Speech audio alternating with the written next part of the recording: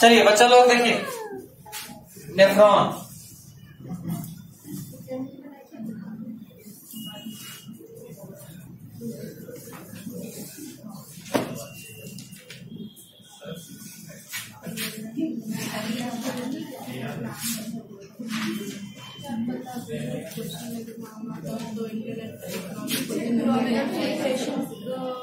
अच्छा बता दो, formation of urine main important steps होता है। Ultrafiltration, selective absorption and dissipation, बड़े सिलेक्टिव होता है। हाँ, इसमें क्या ठंडा जगह पर रहते थे। कहाँ पे पंखा चलाना है, चला दे, पंखा चला दे। वो तो चला पड़ता है। पूरा होता है नहीं, हमको मुंबई से डाटा नहीं करेगा। यहाँ का पंखा क्यों नहीं चल रहा? अभी ठीक है, नहीं भी आ रहा तो तभी ठीक था। चलो तब बहुत अच्छा। और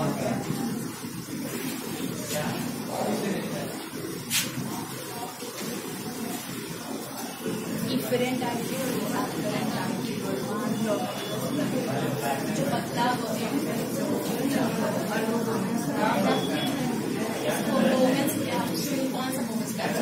ये जैसे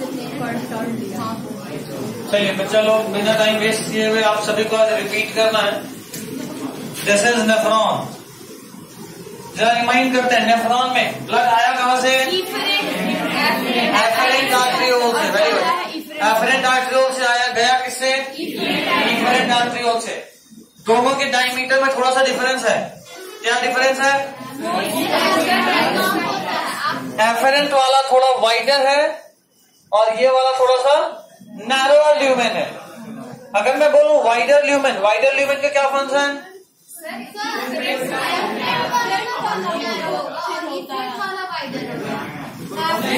सड़क उल्टा बना है, इधर इफरेंट बना है, ठीक सर, उल्टा अभी बोल रहा हूँ। ये इफरेंट या हाँ ठीक है। इफरेंट से आया, इफरेंट से गया। इफरेंट वाला वाइडर ल्यूमेन, एफरेंट वाला पतला ल्यूमेन। वाइडर ल्यूमेन क्या फंक्शन करेगा? अबे तो पूरा ही उल्टा हो गया भाई, पूरा ही उल्टा हो गया। अभी दिमाग में आया। एक्चुअली आज मेरा दिमाग थोड़ा सा डाइवर्टेड है। माइक में बोलने के लिए। मैं ज्ञानी में मार्क्स से नहीं, पिछले 2 साल से माइक में क्लास कर रहे हैं। पहले कोई नया बात पढ़ो ना। खैर, ये एफरेंट, ये इफरेंट। एफरेंट वाला पतला है, इफरेंट वाला चौड़ा है। फायदा क्या पतला होने का? ब्लड प्रेशर इंक्रीज हो जाएगा। ब्लड प्रेशर इंक्रीज होने का फायदा फिल्ट्रेशन बहुत अच्छे से होगा। इसका नाम ग्लोमेरुलस। इसका नाम ओवरऑल मालपीजियन कैप्सूल। ब्लड आया एफरेंट आर्टरियोल से, वहां पे जो ब्लड वेसल था वो उसका ल्यूमेन पतला था। ल्यूमेन पतला होने की वजह से वहां ब्लड प्रेशर हाई था। जो ब्लड प्रेशर हाई हुआ उसको वापस नॉर्मल करने का काम किसका है? इफरेंट आर्टरियोल का। इफरेंट आर्टरियोल वापस उसको नॉर्मल ब्लड प्रेशर पे ले आया। ग्लोमेरुलस के पास ब्लड प्रेशर बहुत हाई होने की वजह से ग्लोमेरुलस और मालपीजियन कैप्सूल के पास, बोमेन्स कैप्सूल के पास फिल्ट्रेशन बहुत अच्छे से होता है। और ये फिल्ट्रेशन इतना ज्यादा हो जाता है कि बहुत सारा इंपॉर्टेंट चीज भी यहां आ जाता है, जैसे शुगर, अमीनो एसिड्स, बहुत सारा चीज, विटामिन, मिनरल्स, बहुत सारा। ये जो यहाँ पे फिल्टरेट आया, क्या ये यूरिन है? नहीं है। ठीक है, ये फिल्टरेट सबसे पहले यहाँ से पास आउट हुआ। नाम क्या है? PCT, proximal convoluted tubule. यहाँ क्या होगा? रीअब्जॉर्प्शन होगा, सेलेक्टिव रीअब्जॉर्प्शन। जो भी काम का चीज है सिर्फ वही रीअब्जॉर्ब होगा, जो बेकार था वो आगे बढ़ जाएगा। काम का चीज का मतलब ग्लूकोज, अमीनो एसिड्स, जो भी हमारे बॉडी का काम का था वो वापस रीअब्जॉर्ब होगा। उसके बाद जो फिल्टरेट है वो कहाँ जाएगा? यहाँ क्या होता है? Absorption of water. Maximum absorption of water occurs in loop of फिनले। Mind it, मैंने आपको बताया था डेजर्ट ऑर्गेनिजम्स जिनमें वाटर का स्कैसिटी होता है, जिनके सराउंडिंग में, वो वाटर कंजर्व करने के लिए उनका लूप ऑफ इनले थोड़ा लंबा होता है। लूप ऑफ इनले लंबा होने की वजह से क्या होता है, ज्यादा समय मिलता है यहाँ पे वाटर एब्जॉर्ब करने का, और maximum water of the urine gets reabsorbed. That is why urine is more concentrated. Okay, चलिए आगे बढ़िए। लूप ऑफ इनले से और आगे बढ़िए, क्या मिला? इसलिए यहाँ क्या होगा? Secretion of ions. मैंने आपको बताया था सबसे पहले रीअब्जॉर्प्शन हुआ सिलेक्टिव का, फिर वाटर रीअब्जॉर्प्शन हुआ, फिर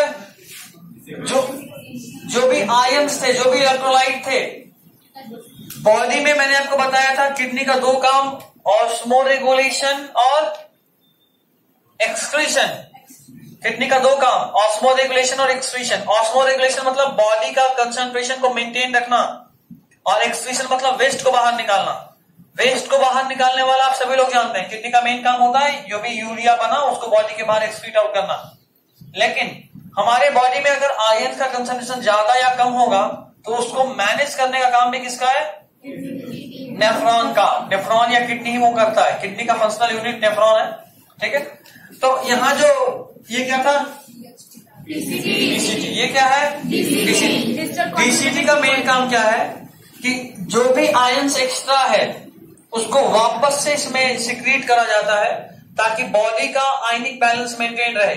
उसके बाद यहाँ जो बना वो यूरिन है, और कलेक्टिंग डक्ट के थ्रू वो वापस चला जाता है यूरेटर में, यूरेटर के थ्रू यूरिनरी ब्लैडर, और फिर बाहर निकल जाएगा। ठीक है, दिस इज नेफ्रॉन। राउट खड़े हो जाओ। फिर इसके बाद क्या करना है? यहाँ पे जाएगा ना, आइए बोर्ड पे आइए।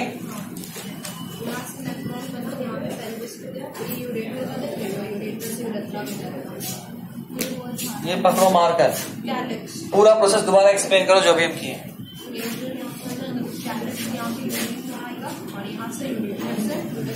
ध्यान नहीं था, क्लास वाला पढ़ के तो आए हो गए। स्कूल में भेजो ना, घर पे रजिस्ट्रेशन थोड़ा ना करते हो। पढ़ते नहीं पढ़। यहाँ खा जाओगे, सीट पे खा जाओगे, उसके बाद बात होगा नहीं होगा तो जाकर बैठ जाओ। याद रखना, इस बार देखे तो छोड़ेंगे नहीं। पहले ही कहें कि आज हम मेरा दिमाग शांत नहीं है, इसलिए आज तक मत करो। आज मजाक के मूड में भी एकदम नहीं। Next is artificial kidney haemodialysis. कोई डाउट है क्या? नहीं। किसी को बनाना है, ड्रॉ करना है?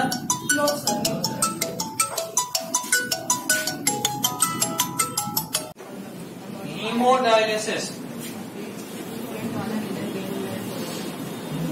सर डायलिसिस और हीमोडायलिसिस में क्या फर्क है? डायलिसिस इंग्लिश का शब्द, हीमोडायलिसिस मतलब ब्लड को डायलिसिस करना। सर हम पढ़े थे कि जब नॉर्मल किडनी जब फेल हो जाता है तो उसकी जगह आर्टिफिशियल जब पुटअप करते तो उस प्रोसेस को डायलिसिस कहते हैं। अच्छा, हीमोडायलिसिस। सर वही तो पूछ रहे क्या डिफरेंस है?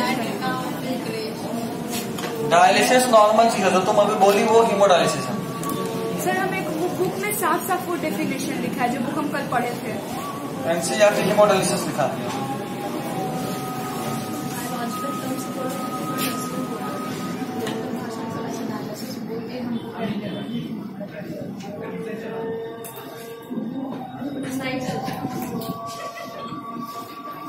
हीमोडायलिसिस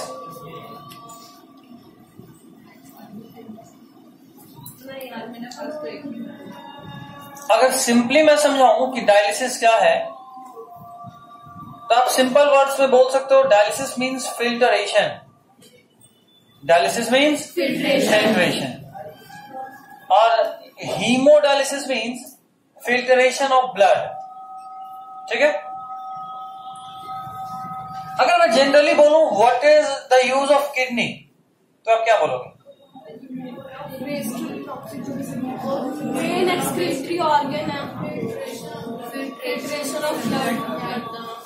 किडनी का मेन काम होता है हमारे बॉडी में जो भी टॉक्सिक सब्सटेंसेस बने, जो भी एक्सक्रीटरी मटेरियल बने, उसको ब्लड से सेपरेट आउट करना, और सेपरेट करके बाद में बॉडी के बाहर भेज देना। नॉर्मल यही फंक्शन है किडनी का, ठीक है। अगर किसी भी तरीके से हमारा किडनी डैमेज हो जाए या फेल हो जाए तब हम क्या करें? सर तब फिल्टर आउट थोड़ी होगा वहां पे। तो दो मेरे पास ऑप्शन होता है। पहला और सबसे सिंपल ऑप्शन कि गेट ट्रांसप्लांटेड योर किडनी। क्या सच में ये सिंपल है? नो, बहुत सारा डिफिकल्टीज है। डिफिकल्टी नंबर 1 कि आपको किडनी मिलेगा कैसे? उसके लिए आपको किसी आईफोन बायर को खरीदना पड़ेगा, ढूंढना पड़ेगा जिसको आईफोन खरीदना हो, तभी वो अपना किडनी बेचेगा। और दूसरा जो मेन प्रॉब्लम है वो ये कि हमारा बॉडी, किडनी क्या, कोई भी अगर एक्सटर्नल चीज हमारे बॉडी के अंदर जाता है तो हमारा बॉडी उसको बाहर कर देता है। जैसे फॉर एग्जांपल अगर कभी आपको कोई कांटा गड़ा हो पैर में, हाथ में, कहीं भी, तो आप नोटिस करोगे अगर आप कांटा निकल गया तो ठीक है, अगर नहीं निकला वो कांटा तो समय के साथ जहां पे कांटा गड़ा था वो जगह थोड़ा हार्ड हो जाएगा और धीरे धीरे कांटा तुम्हारे शरीर के बाहर निकल जाएगा ऑटोमेटिक कुछ समय के बाद। अगर कभी कांटा गड़ा होगा तो उसी तरह अगर आपकी बॉडी में कोई भी एक्सटर्नल चीज जाएगा, मतलब ये कि अगर आप किडनी ट्रांसप्लांट कर रहे हो मतलब आप अपने बॉडी में किसी और का किडनी डाल रहे हो। क्या वो किडनी आपके बॉडी का पार्ट है? नो सर, किसी और का बॉडी है। और अगर किसी और का बॉडी पार्ट आपके बॉडी के अंदर आ रहा है तो इट इज वेरी कॉमन कि आपके बॉडी को उस ऑर्गन को रिजेक्ट कर देना चाहिए। एक बड़ा सिंपल सा लॉजिक है। अगर आपके बॉडी के अंदर कोई माइक्रो ऑर्गेनिज्म से इंटर करता है तो आपका बॉडी उससे फाइट करता है, करता नहीं करता? करता है सर। करता है, तभी तो आप ठीक होते हो।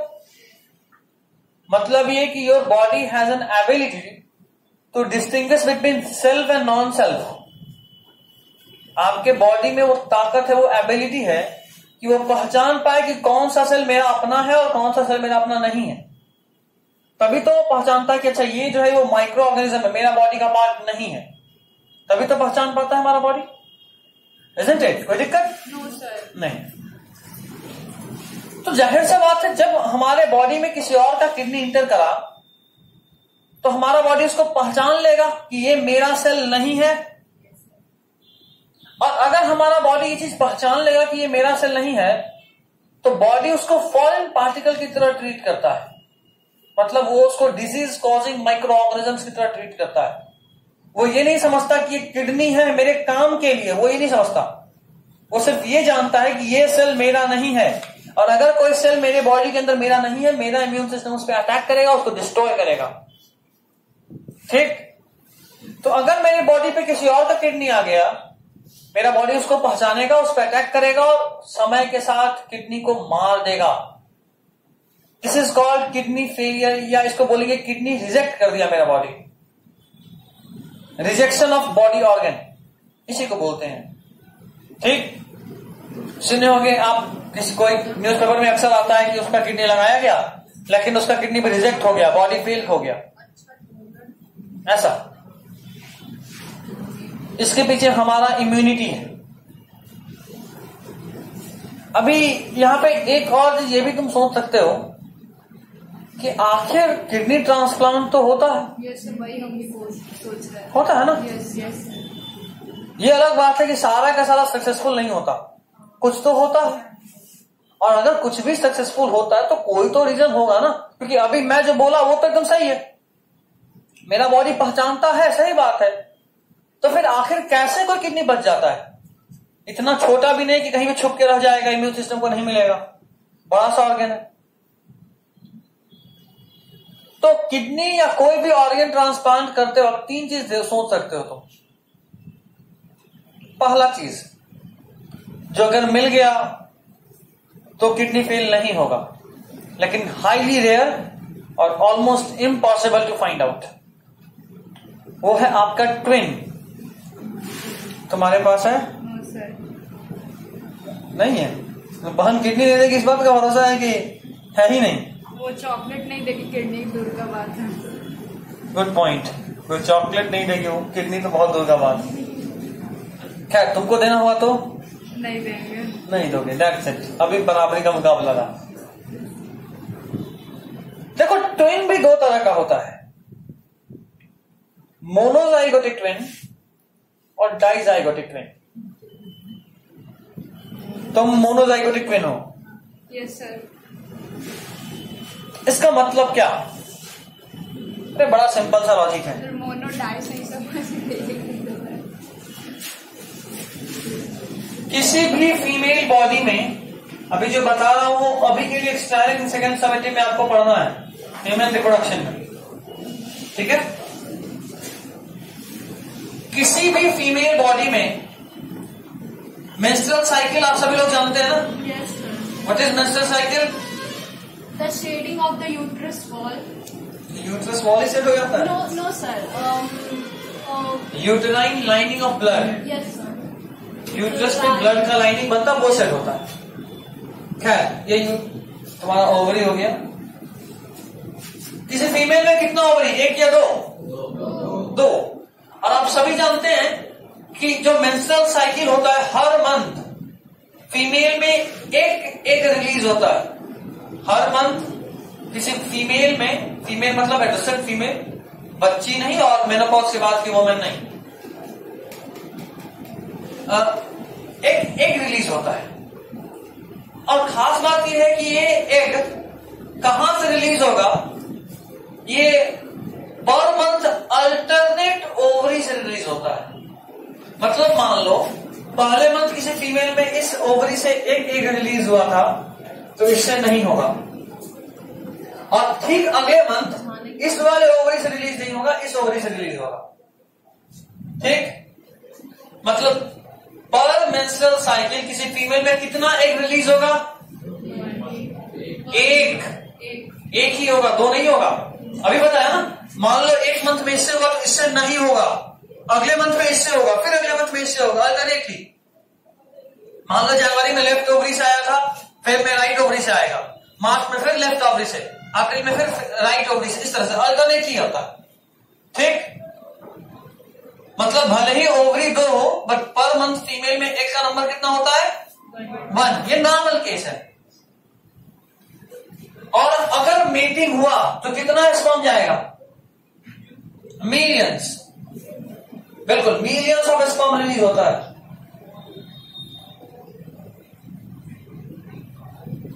अब ट्विंस बनने का दो केस हो सकता है।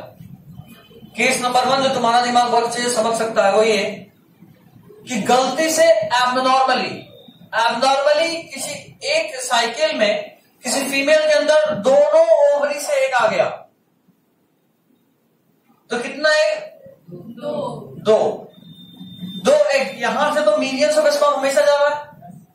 अभी मिलियंस में से कोई दो स्पर्म इस दो एग के साथ फ्यूज करेगा और दो जाइगोट बनेगा, दो फीटस बनेगा और बाद में वो दो बेबी बनेगा।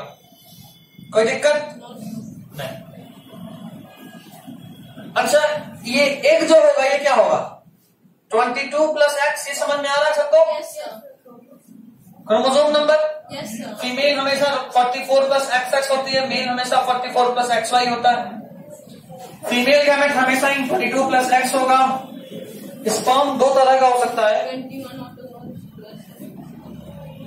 22 + X भी हो सकता है और 22 + Y भी हो सकता है। स्पर्म में दो केस मिल सकता है, जबकि एक हमेशा 22 + X होता है। ये ठीक है, 8th का चीज है। अगर नहीं समझ में आ रहा तो फिर अभी रहने दूंगा, जब रिप्रोडक्शन पढ़ाऊंगा तो वहां बेसिक से पढ़ाऊंगा तब समझ में आएगा। नहीं समझ में आ रहा है ये 22X क्या है, 22Y क्या है?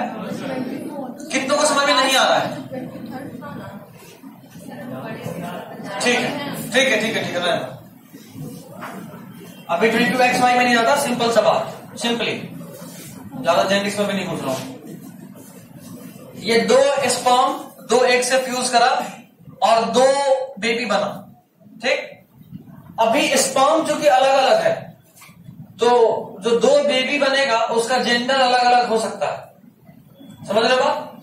मे बी पॉसिबल कि दोनों फीमेल बने, मे बी पॉसिबल दोनों मेल बने, या ये भी पॉसिबल कि कोई एक फीमेल कोई एक मेल बने, क्योंकि आपके पास दो अलग अलग स्पर्म और दो अलग अलग एग है। दोनों बच्चे एक साथ जन्म लिया इसलिए ये भी ट्विन है, ठीक। लेकिन इसको बोलेंगे डाइजाइगोटिक ट्विन। क्या बोलेंगे? Dizygotic twin. ऐसा इसलिए बोलते हैं कि दो अलग अलग एग और दो अलग अलग स्पर्म की वजह से ना दो जाइगोट बन रहा है, ठीक। दूसरा केस जो तुम्हारा केस है, मेरा नहीं केस है। अभी सुनो। दूसरे केस में क्या हो सकता है कि फीमेल और मेल दोनों ही नॉर्मल थे। नॉर्मल मतलब कि उस मेटिंग में एक भी एक ही आया, एक एक आया और यहां से एक स्पर्म इससे फ्यूज करा, तो कितना जाइगोट बना?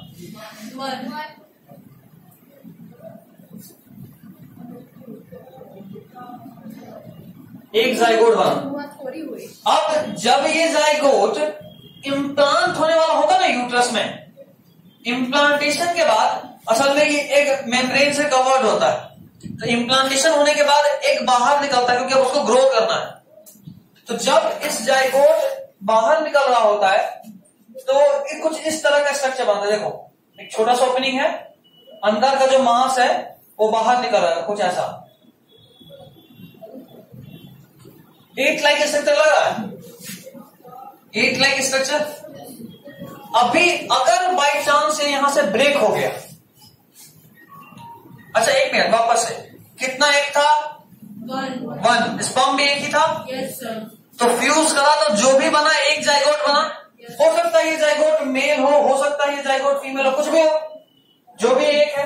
अब वही जाइगोट ब्रेक करा है, वही जाइगोट ब्रेक करा है, मतलब देखो एक का भी डीएनए जो होगा एक ही होगा, स्पर्म का भी डीएनए एक ही होगा, मतलब ये जो जाइगोट था इसका डीएनए एक है, वही डीएनए दो पार्ट में ब्रेक करा है, वही डीएनए दो पार्ट में ब्रेक करा, तो जेंडर भी सेम और एग्जैक्टली फिजिकल अपीयरेंस भी सेम, क्योंकि डीएनए सेम है।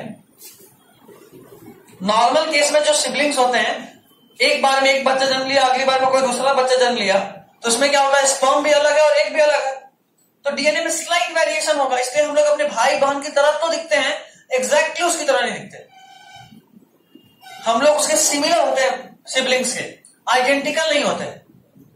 जबकि इस केस में चूंकि सारा कुछ सेम है, डीएनए भी सेम है, इसीलिए जो सिबलिंग्स होते हैं वो ऑलमोस्ट आइडेंटिकल होते हैं at the time of birth. समय के साथ इन्वायरमेंट का इफेक्ट और खाने पीने की वजह से उनमें थोड़ा सा चेंज आ सकता है। मतलब ये कि दो सिबलिंग है, एक दिन में 4 रोटी खा रहा और एक 3, 4 वाला थोड़ा अधिक हेल्दी होगा, 3 वाला थोड़ा कम हेल्दी होगा, इसीलिए ऐसी हो, चावल ज्यादा। कोई नहीं, बात समझ गया? तो अब सोचो जरा, वापस से सोचना, अब इसको रिलेट करें आपके टॉपिक से। दोनों का डीएनए सेम, यस सर। मतलब दोनों का किडनी भी एग्जैक्टली सेम होगा। Yes sir. अब मान लो इस वाले बच्चे का किडनी इसमें डालें, तो डीएनए सेम है, क्या इसका बॉडी इसको दूसरा किडनी समझेगा? नहीं समझेगा, क्योंकि डीएनए ही सेम है। तो अगर हमें कोई ऑर्गन हमारे मोनोजाइगोटिक ट्विन का मिल गया, मतलब हमारे आइडेंटिकल डीएनए का मिल गया, तो मेरा बॉडी कभी भी उसको फॉरेन बॉडी नहीं समझेगा, क्योंकि डीएनए सेम है। तो हमेशा 100% एक्यूरेसी के साथ किडनी या कोई वो ऑर्गन एक्सेप्ट होगा, फेलियर का कोई चांस नहीं।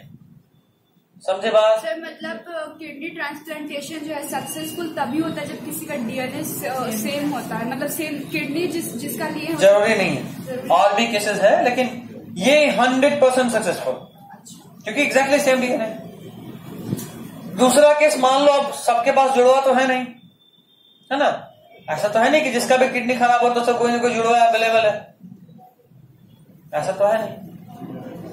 तब जरा सोचो, हमसे सबसे ज्यादा मैच किसका डीएनए करेगा? भाई बहन या मम्मी पापा? Mummy papa. भाई बहन से करेगा, भाई बहन से करेगा यार। कितने लोगों को लगता है सिबलिंग से करेगा? कितने को लगता है पेरेंट्स से करेगा? कुछ नहीं लगता है। बायोलॉजिकल सिबलिंग का बात। नो, सिबलिंग्स वाला करेगा। मदर के पास फादर का जीन्स नहीं होगा, पर तुम्हारे सोचो जरा, सिंपल सा लॉजिक है। तुम अगर कंपेयर कर रहे हो अपनी मदर से, तो तुम सिर्फ 50% अपनी माँ की तरह हो, है ना? सिर्फ 50%, और 50% अपने फादर की तरह।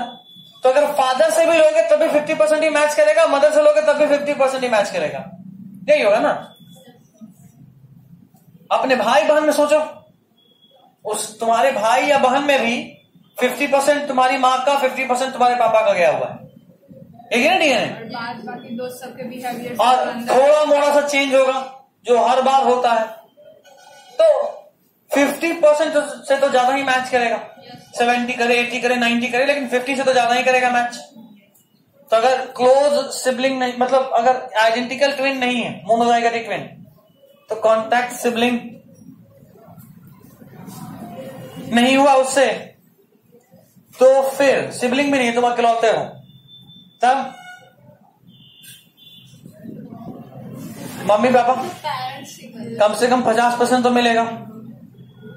अभी कुछ ऐसा कंडीशन है कि मदर फादर भी नहीं दे सकते किडनी, दादा दादी। तो कौन सुटेबल है? बाबा दादी से लोगे या अंकल आंटी से लोगे?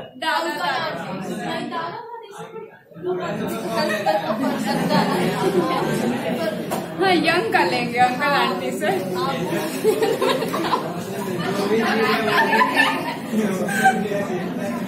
बूढ़ा बेचारा सबका लड़की पागल है। किससे मिलेगा बताओ? या मतलब कौन सा सूट करेगा? देगा तो कोई नहीं, सूट किसका करेगा?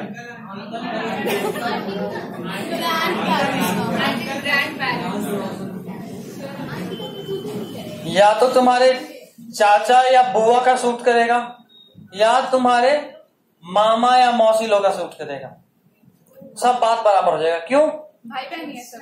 अगर तुम मदर साइड से सोचो तो मदर का 50%, जो मदर वाला डीएनए है उस वही डीएनए तुम्हारे मामा मामी या मौसा नहीं, मामा या मौसी में मिलेगा। समझ रहे बात? अभी थोड़ा सा वजह से तुम्हारा डीएनए से तुम्हारा भाई का डीएनए में 10% 12% का डिफरेंस रहा, वही डिफरेंस होगा तुम्हारे माँ वाले से तुम्हारे मामा या मौसी में, और सेम वही डिफरेंस होगा तुम्हारे पापा से चाचा या बुआ वाले में। यही होगा ना? तो पहले चाचा बुआ मामा या मौसी को पकड़ेंगे, वहां भी नहीं मिला तो क्या मतलब चाची मौसा फूफा इन लोगों के पास जाएंगे? सही नहीं, इन लोगों से तो कोई चांस ही नहीं है। ये लोग तो बिल्कुल दूसरे फैमिली से ही हो गए।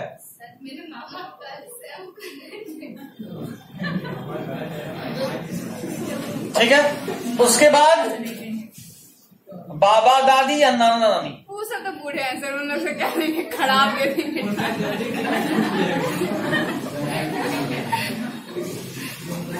तो एक काम करो, लेना ही टपक जाना चाहिए। मेरे दादा है ही नहीं, दादी एकदम बूढ़ी है। हाँ सर,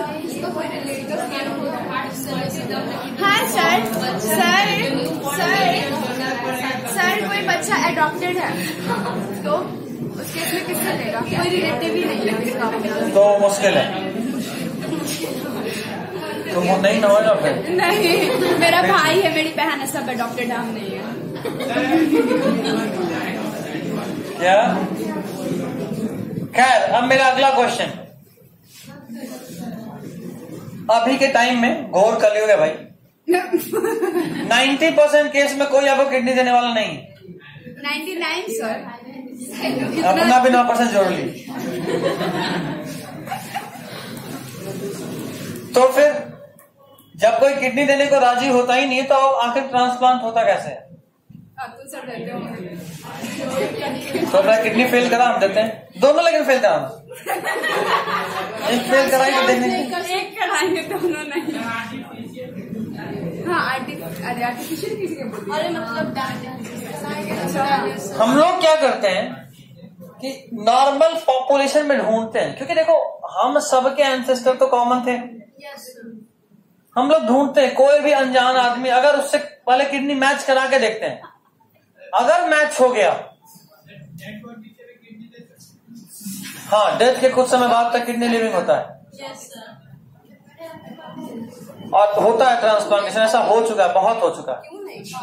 कोई ब्रेन डेड अगर होता है और अगर वो रेडी है, उसके फैमिली मेंबर्स, तो उसका हार्ट, उसका आई, उसका किडनी, उसका लंग सब ट्रांसप्लांट होता है। सर मान लीजिए एक फैमिली है जिसमें एक बड़ी बहन ना फीमेल है ना मेल है, और एक है जो फीमेल है, वो उसका ले सकते हैं किडनी, तब शूट करेगा तब भी?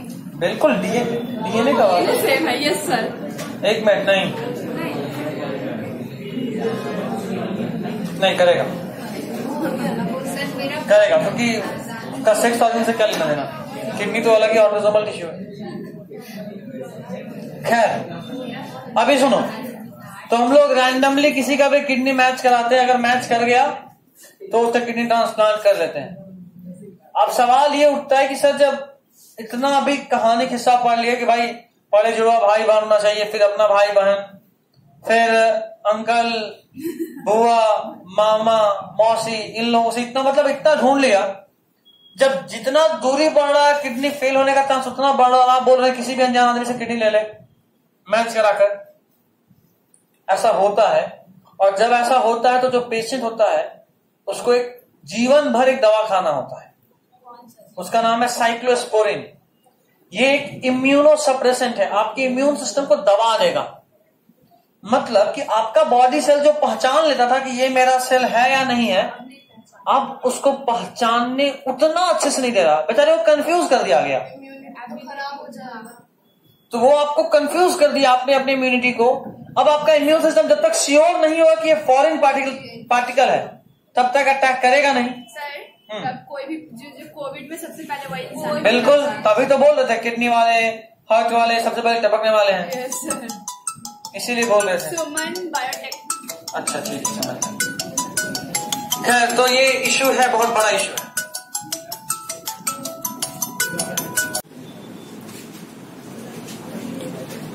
खैर, तो इम्यूनोसप्रेशन लेना उतना भी सही चीज नहीं है। वहां प्रॉब्लम हो सकता है, आपका इम्यून सिस्टम बहुत वीक हो जाएगा। इम्यून सिस्टम को मजबूत करने के लिए अपने बॉडी को सारे न्यूट्रिएंट्स दीजिए, विटामिन दीजिए, मिनरल्स दीजिए, और आपके बॉडी को उन बीमारी से एक्सपोजर दीजिए। मतलब कोविड के लिए रेजिस्टेंस वही हो सकता है जो कोविड वायरस के कांटेक्ट में आया हो। आपका इम्यून सिस्टम जब पहली बार किसी बैक्टीरिया या वायरस से टकराता है तो उसको पहचानता है कि ये कौन था, कैसा था, इसको रोक कैसे सकते हैं। उसके बाद आपका बॉडी उसको याद रखता है, और अगली बार जब भी उस वायरस या बैक्टीरिया से इनकाउंटर होता है तो उसके पास जाते ही सीधा कहानी फिनिश। ये 9th में बहुत अच्छे कहानी से समझाया होगा। हाँ, आप लोगों से तो मुलाकात नहीं हुआ, बट आनंद सर बताया, शायद तुम लोगों को हमको ये कहानी सुनाए होंगे बैक्टीरिया वाला। ऑनलाइन में बताया। हाँ, यस सर। तो कुछ वैसा ही कहानी, सेम वही वाला कंडीशन है। इसीलिए आपको एक्सपोजर भी चाहिए बैक्टीरिया का और वायरसेस का। खैर, अभी आर्टिफिशियल किडनी में टाइम कितना है? 10 मिनट। लिखवा दूं? लिखवा दीजिए सर।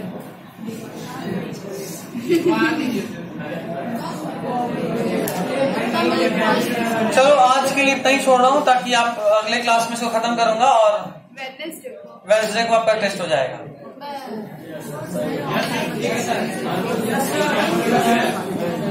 सर से बात करते, सर क्या करते। खैर, अभी आपको जो भी डाउट है इस चैप्टर से रिलेटेड पूछिए।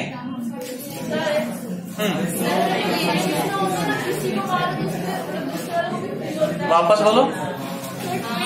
ऐसा नहीं होता सर। कर्नल अर्जुन में देखें सर, स्मॉल इंटेस्टाइन में वाटर एब्जॉर्प्शन होता है। क्या? स्मॉल इंटेस्टाइन में वाटर, हाँ, वाटर एब्जॉर्ब होता है, लेकिन maximum water absorption large intestine. लेकिन ऐसा होता है एक बीमार पड़ा तो दूसरा भी बीमार आता है। ये अक्सर सुनने में आता है कि अगर कोई एक ट्विन बीमार है तो दूसरा भी बीमार हो जाता है।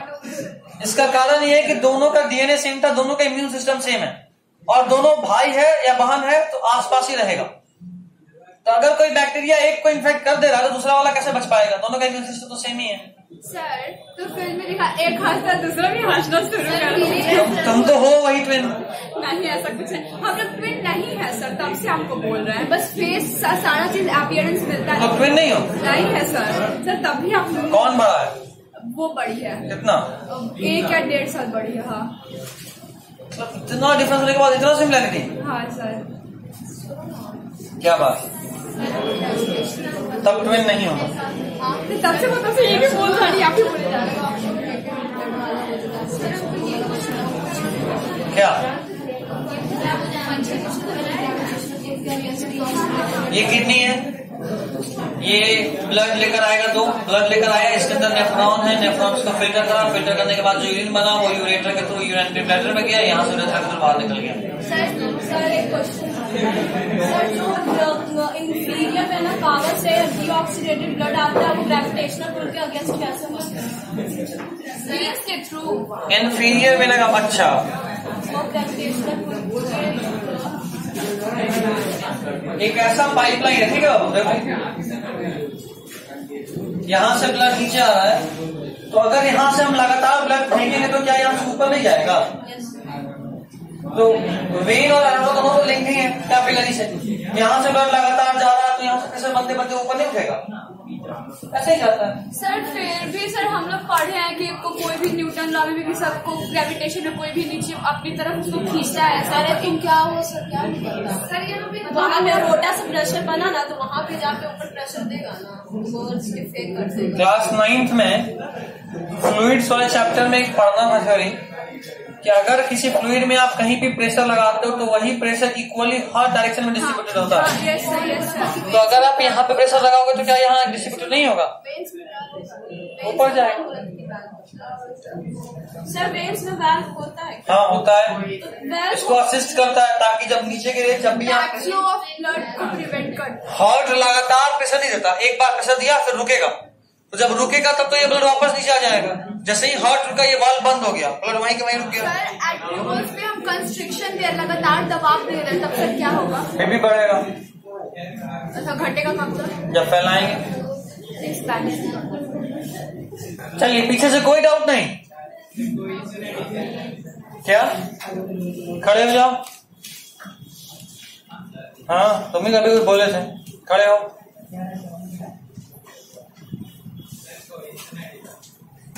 कोहेशन और एडहेशन कोई बता सकता है क्या होता है? बोलो। सेम मॉलिक्यूल के बीच में जो अट्रैक्शन होता है कोहेशन फोर्स होता है, एडिशन जो डिफरेंट टाइप्स ऑफ मॉलिक्यूल के बीच में गिरने से जो रुकता है, गिरने से रुकता है, बिल्कुल फोर्स का बात। कोई दो सेम चीज के बीच में जो अट्रैक्शन होता है उसको कोहेशन बोलते हैं, और कोई दो अलग अलग चीज के बीच में जो अट्रैक्शन होता है उसको एडहेशन बोलते हैं। अब इसमें क्या जानना है ये बताओ।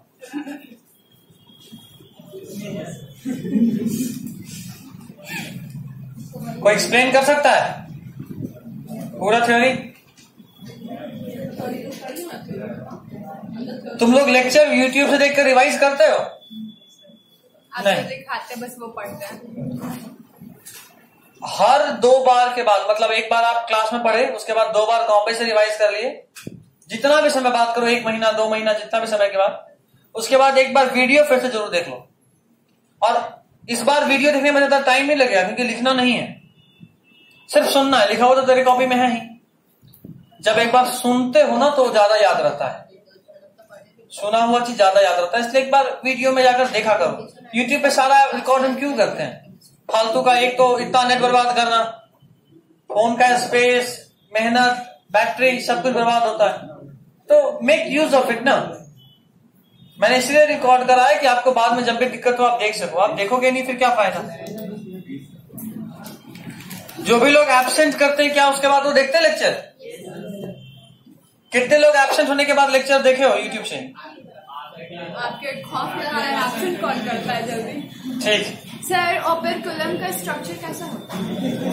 ओपेरकुलम कहाँ होता है? सर ये गिल्ड, ये मछली का जो गिल्ड स्लिट के ओपनिंग जो होता है सर, उसका कवर है। कवर सर, उसका स्ट्रक्चर कैसा होता है? ऐसा गोल सा ढकने के लिए कवर। अब यूट्यूब में से कुछ और ही दिखाना है, कवर हमेशा ही फ्लैट स्ट्रक्चर होगा।